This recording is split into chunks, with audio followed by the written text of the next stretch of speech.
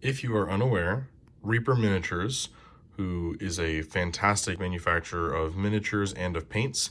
If you haven't seen the video that Squidmar did a few months ago, competing all the paint manufacturers in the world, you should check it out. But Reaper took second in that tournament of like 30 figures, so their paint is very high quality. They have a new line that they call Superwash. Superwash is basically their version of contrast paints or army speed paint, or I think it's X paint is what the Green Stuff World or whatever it's called is called. This is their line. Right now it is 12 paints, and so I wanted to kind of give a test for myself and for anyone else who is considering getting these paints of what they look like. So what I did was I had a friend of mine, shout out to Jason Levine, print off these little bases, 3D print them, so we can see what the depth and flats look like with the different colors.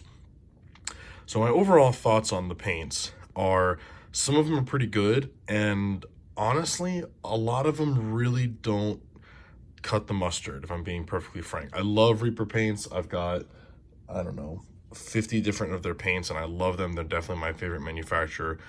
But for a contrast paint, which I do use a lot of contrast paints by Citadel, these don't really perform, I think, as well generally. So the thing that they seem to really be struggling with for the most part is the thickness and the opacity. So a lot of these were fairly thin. They're definitely closer to a wash than the classic, what we've heard from Citadel paint for a few years, of one thick coat.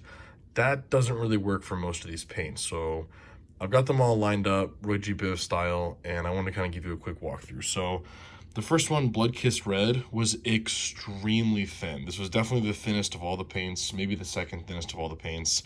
Wasn't really a fan of it. It went on very splotchy. It was hard to get a good color. The next one, Templar Red, also pretty thin, but the contrast was decent. It was not too bad. I was okay with it. I could definitely see myself using this every once in a while. Not surprisingly, their yellow struggled. It was an extremely thin paint. It was very, very thin. I had to really slop it on there to get that much coverage, and not a lot of contrast. I would have liked to have seen the dark spots be a little bit more orange to give it that depth. Emerald Green was a real standout. I think that paint may be the best one. It had a very nice smoothness. It really wasn't too thick. It gives it a really good contrast. I think this one is as good as any of the contrast paints that I've seen from Citadel. Dark Bow Green I had high hopes for. I love the color, but it's very thick. This is the only one that was too thick. This one would definitely need to be thinned up because it really struggled. It was very streaky because it was so thick. And not great contrast on the Dark Bow Green. Tempest Blue is not bad. It was just okay. Thickness was reasonable. It was a little thin, a little streaky, but not terrible. And the contrast was just okay. Mythos Magenta was not bad. It was pretty smooth, had a decent thickness. The contrast was pretty nice. I liked this one. This one was probably in my top 5. The Drow Violet, I really liked this one a lot. This one, for whatever reason, for me, it had a lot of bubbles in it. I don't know if I just got unlucky on this specific shaking of it. Probably an outlier, but good thickness, pretty good contrast, very smooth application. I liked the Drow Violet a lot. I think that has a really nice color. I could definitely see some applications for that. I had high hopes for the browns. Chestnut Brown was probably the best of the browns. It has a really nice warm tone to it. And the low spots really darkened up fairly well. It was a little streaky, but it was not too bad. Not as good as some of the contrast that Citadel has, but it was okay.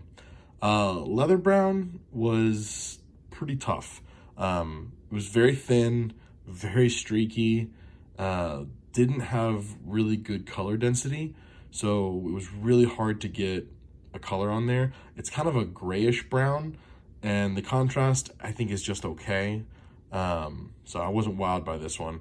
Bone Shade, it applied more just like a regular wash than a paint. I was not very impressed with it. It was very thin, it was very streaky. The contrast was okay, but it wasn't much to write home about. And then the last one was Nox Black. This one was very disappointing. It really just was very thick. It was very, very thick. And it was basically just black. There's no color difference between the high spots and low spots, as far as I could tell. It pretty much just paints like a black paint, a fairly thick black paint.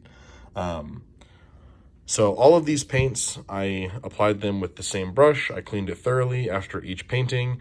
I mixed all the paints with my Vortex mixer to ensure that they had a really good paint. And I used a clean wet palette for all of them, separating the colors out between them. So my overall thoughts on this is, if you have to buy them as a set of 12 paints, which I think might be the only way you can right now, I think it's going to run you somewhere in the neighborhood of like 50, 60 bucks. I don't think it's a very good investment at this point. I think there's too many paints that are kind of streaky and just not really great. I think you'd be better off just investing into specific colors by the contrast paints by Citadel, or if you've enjoyed the Army Painter speed paints, go with those. Personally, I've had bad experiences with Army Painter in the past. So that being said, if you are interested in picking up some a la carte, the Emerald Green was a very real standout for me. That one was great. I really liked both the purples, the Mythos Magenta and the Drow Violet were both very nice. Tempest Blue was pretty decent, and I liked the Chestnut Brown. Brown is a very useful color. This would definitely get a lot of mileage. So anyway, that's my breakdown of the paints. Hopefully this helps give you some perspective if you are considering it, and have a great day. And please do support Reaper Mini. They are a fantastic company. They are a American-based company. They're based in Denton, Texas. They make wonderful products. I love their paints. I love their figures. They are my go-to for everything.